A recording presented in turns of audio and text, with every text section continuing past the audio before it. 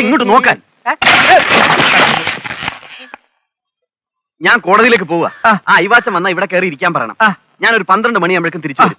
അതിന്റെ ഇടയ്ക്ക് യമകണ്ഠ കുറിപ്പിനെ കാണാനെന്ന് പറഞ്ഞ് ഇറങ്ങി പോയി കളയരുത്. ഏത് യമകണ്ഠ കുറിപ്പ്? നിനക്ക് 1 ലക്ഷം രൂപ തരാനുള്ള. ഓ, യമകണ്ഠ കുറിപ്പ്. ഈ അയവാച്ചൻ കേസ് വന്നേ പിന്നെ എന്റെ തലയ്ക്കകത്തൊന്നുമില്ല. അതെനിക്ക് നേരത്തെ അറിയാം, നിന്റെ തലയ്ക്കകത്തൊന്നുമില്ല.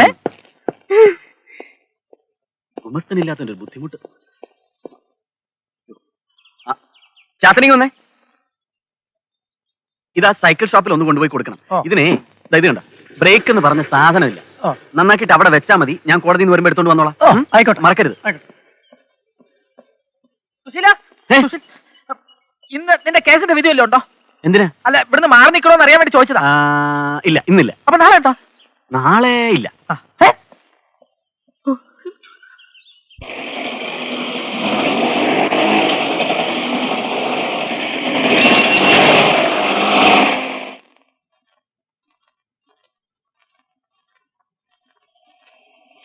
എവിടെ വയ്ക്കാൻ വണ്ടി ഓടിക്കുന്നത്? ഒന്ന് പോടോ.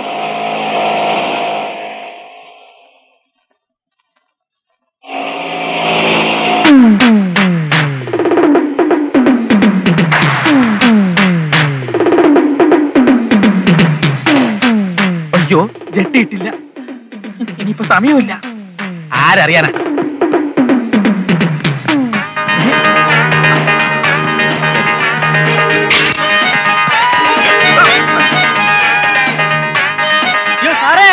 ഒരു കാര്യത്തിന് പോകുമ്പോ പുറക്കേന്ന് വിളിക്കാണോ? പോവണ്ട.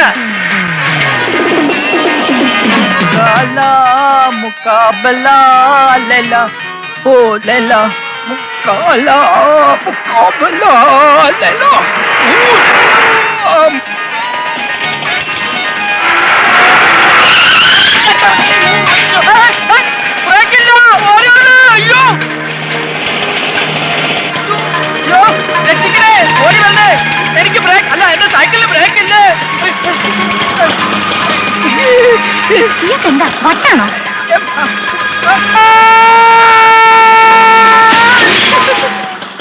ഗുരുവായൂരപ്പാ ഭഗവാനെ. അയ്യോ, എന്തിനാ കിടന്ന് ബഹളം വെക്കുന്നത്? വേദന കൊണ്ടാണ് സിസ്റ്റർ. കിടക്ക്, ഇഞ്ചക്ഷൻ എടുക്കട്ടെ. കയ്യിലല്ല, കമന്ന് കിടക്ക്. കുഞ്ഞുനാൾ മുതലേ കയ്യിലാണ് ഇഞ്ചക്ഷൻ എടുക്കാറുള്ളത്. കമന്ന് കിടക്കല്ലേ പറഞ്ഞത്?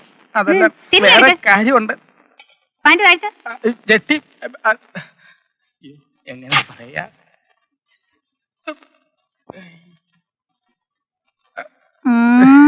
ധൃതിയില് മറന്നുപോയതാ.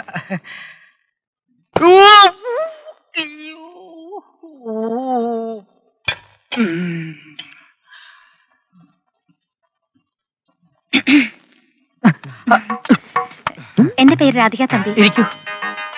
ഒരിക്കൽ നിങ്ങൾ എന്റെ ജീവൻ രക്ഷിച്ചു. താങ്ക്സ്. അന്നൊരു വാക്കുപോലും പറയാൻ പറ്റാതെ ഞാൻ പോയതിൽ തെറ്റിദ്ധരിക്കരുത് പ്ലീസ്. അയ്യേ, ഞാൻ രാധികയെ തെറ്റിദ്ധരിക്കുക? എന്തായത്? അന്ന് അവർ വളരെയധികം ഉപദ്രവിച്ചു അല്ലേ? ആ 5 പേരും ഇതേ ഹോസ്പിറ്റലിൽ ഇതേ വാർഡിൽ 5 ദിവസം ചികിത്സയിൽ കഴിഞ്ഞിട്ടാണ് പോയത്. ചെറുപ്പത്തിലെ കുങ്ഫിയും കുൽഫിയൊക്കെ പഠിച്ചത് ഒരു വിധത്തിൽ പറഞ്ഞാൽ അനുഗ്രഹമായി. ഇതിനു മുമ്പ് എത്രയോ തവണ എത്രയോ സുന്ദരി പെൺകുട്ടികളെ എത്രയോ വില്ലന്മാരിൽ നിന്നും ഞാൻ രക്ഷിച്ചിരിക്കുന്നു. അവരോട് ആരോടും തോന്നാത്ത ഒരു പ്രത്യേക എന്തോ, യെസ്, അത് തന്നെയാണ് എനിക്ക് കുട്ടിയോട് തോന്നിയത്. അതുകൊണ്ട് പറയുക, രാധികയുടെ ജീവന് ഭീഷണിയുണ്ട്, സൂക്ഷിക്കണം. രക്ഷിക്കാനായി എപ്പോഴും ഹരി കൂടെ ഉണ്ടായിരുന്നു വരില്ല. അതാരാ? ഏത് ഹരി? ഞാൻ തന്നെ, Harichandran. MA LLB. LLM admission കിട്ടിയതാ, പക്ഷെ പോയില്ല. This is my card. ഹരിക്ക് എന്തെങ്കിലും ആവശ്യം വന്നാൽ വിളിക്കാൻ മടിക്കണ്ട. ഓക്കെ?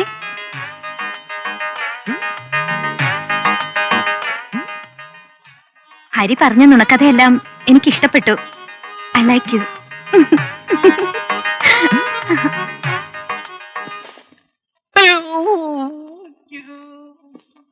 വിചാരിച്ച പോലെ അല്ലല്ലോ. എന്താണത്?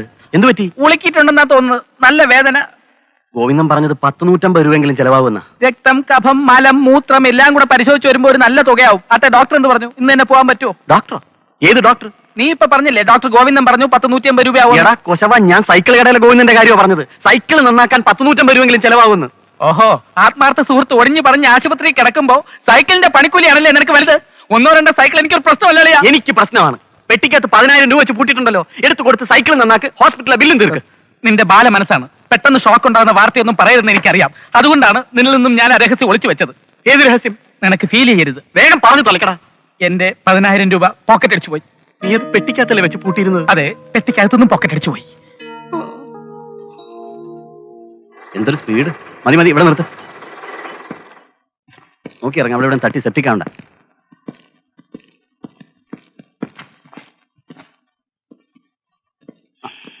അയ്യവാച്ച, ഞാൻ കുറെ നേരമായിട്ട് കാത്തിരിക്കായിരുന്നു. നിങ്ങൾ എവിടെ പോയി രണ്ടാളും? ഞാനേ ഇദ്ദേഹത്തിന്റെ പണയം വെച്ച ജീവിതം ഒന്ന് തിരിച്ചെടുക്കാൻ വേണ്ടി പോയതാ. ഓ സോറി. ആട്ടെ, എന്തായി കൊഴിഞ്ഞാമ്പാറ പ്രശ്നം? നിങ്ങൾ പറഞ്ഞ കണ്ടീഷൻ ഞാൻ സമ്മതിച്ചു. പക്ഷെ ഒരു കാര്യം, മൂക്കോളം മുങ്ങി നിൽക്കുന്നവനാ ഞാൻ. ഇനി മുങ്ങാനില്ല. എന്നെയും എന്റെ കുടുംബത്തെയും ഒന്ന് രക്ഷപ്പെടുത്തി തരണം. ചേട്ടാ, മുങ്ങും തോറും പൊങ്ങും, പൊങ്ങും തോറും മുങ്ങും. അതാണ് ജീവിതം. ചേട്ടന് പൊങ്ങണോ? എന്നാ മുങ്ങണം. റോസി, ഇവിടെ ആരും കാണില്ലല്ലോ. കള്ളന്മാരും മുഴുവൻ എടുത്തുകൊണ്ട് പോയി അറിയില്ലല്ലോ. റോസി, ഇരിക്കടോ.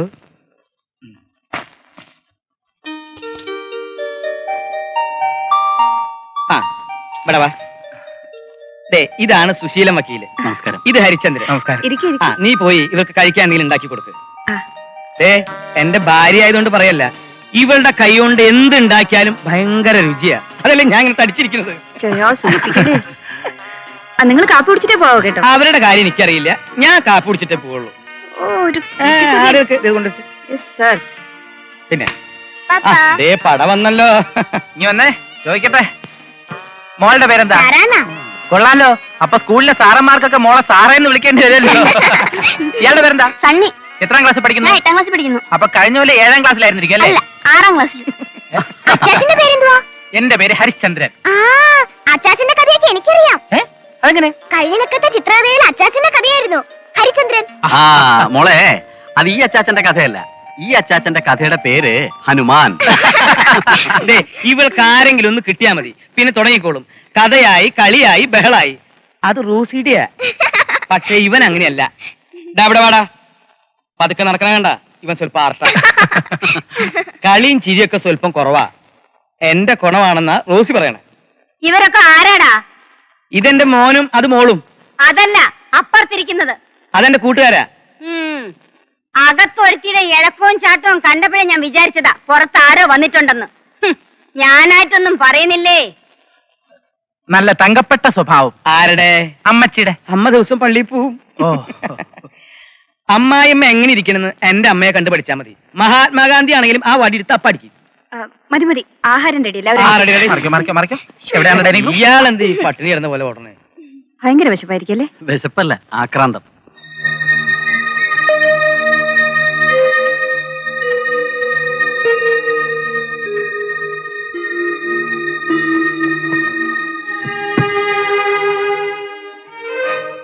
എന്താ ഇത്? നിന്റെ ഈ മുഖം കണ്ടുകൊണ്ട് എങ്ങനെയാ റോസി ഞാൻ സമാധാനായിട്ട് പോവാ? എല്ലാം നല്ലതിനാണെന്ന് കരുതി സന്തോഷായിട്ടിരിക്കേ. ഇങ്ങനെയാണെങ്കിൽ നമുക്ക് ഇതിവിടെ വെച്ച് അവസാനിപ്പിക്കാം. ഞാൻ പോണില്ല. എന്ത് വരട്ടെ? വേണ്ട, അച്ചായം പോണം. നമ്മുടെ പ്രശ്നങ്ങളൊക്കെ തീരുമെങ്കിൽ അതിനുവേണ്ടി എന്തും സഹിക്കാൻ ഞാൻ തയ്യാറാണ്. എന്നാലും മനസ്സിനാകെ പേടി തോന്നുന്നു. ഇച്ചായ, നീ ധൈര്യമായിട്ടിരിക്കും. വെറും 20 ദിവസത്തേക്കല്ലേ ഉള്ളൂ. അത് തന്നെയല്ല, എപ്പോഴും വിവരങ്ങൾ അറിയിക്കാൻ സുശീലിനും ഹരിയൊക്കെ ഉണ്ടല്ലോ. രാസനാദിപ്പൊടി ഇതിൽ വെച്ചിട്ടുണ്ട്. കുളി കഴിഞ്ഞാൽ തലേ തിരുമ്മ മറക്കണ്ട. പിണ്ടതേലും കുഴമ്പ്, സോപ്പ്, അമൃതാഞ്ച്, മരുന്ന് ഒക്കെ ചെറിയ ബാഗിനകത്ത് വെച്ചിട്ടുണ്ട്. ബൈബിൾ വായന മുടക്കല്ലേ. ഇവിടുത്തെ കാര്യങ്ങൾ ഓർത്തൊന്നും വിഷമിക്കണ്ട. എല്ലാം ഞാൻ നോക്കിക്കൊള്ളാം.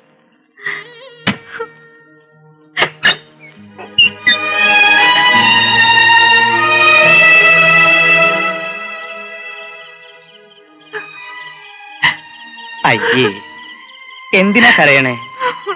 നീ തന്നെയല്ലേ പറഞ്ഞത് എല്ലാം നന്മയ്ക്ക് വേണ്ടിയാണ്. എന്നെ സന്തോഷമായിട്ട് യാത്രയാക്കുക.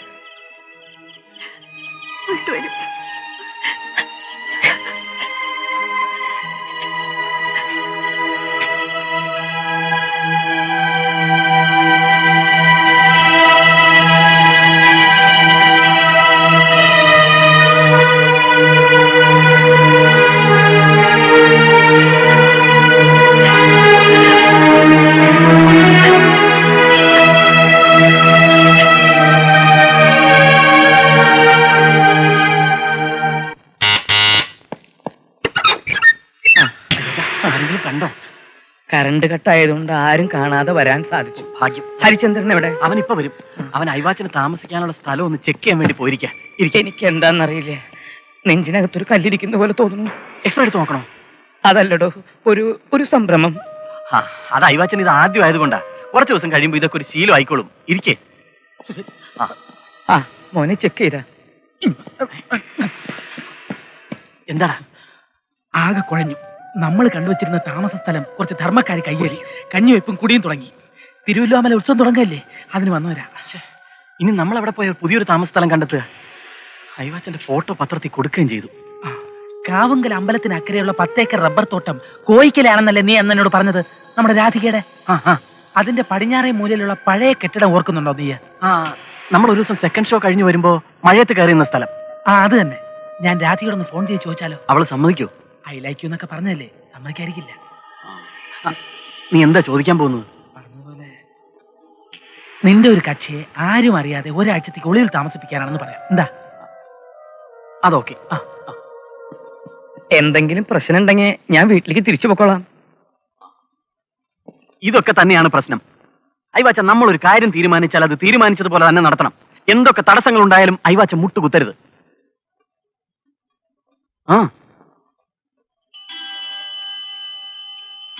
സുശീല, ഈശോയേ,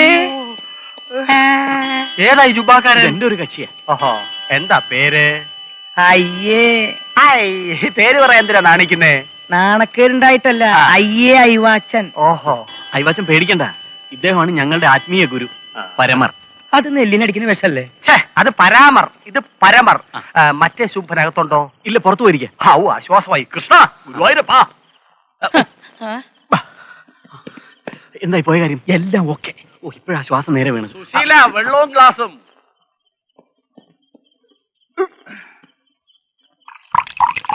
ബോട്ടില് തീരാറായി, എനിക്ക് മാത്രം കിട്ടിയില്ല. പരമേട്ട, ഒരെണ്ണം ഹരിചന്ദ്രനോട് കൊടുത്താലോ?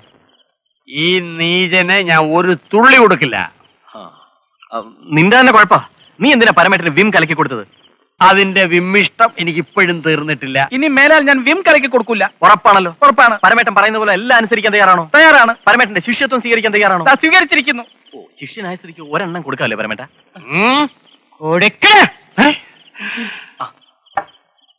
വെള്ളം ഒഴിക്കണ്ട കേട്ടോ. അയ്യോ, നീ എന്താ വായി നോക്കിക്കൊണ്ട് നിൽക്കുന്നത്? കുടിക്കടാ. നിങ്ങളെല്ലാം പറഞ്ഞില്ലേ, ഞാൻ മാത്രം പറഞ്ഞില്ല. ചിയേഴ്സ്. അയ്യോ, പരമേട്ട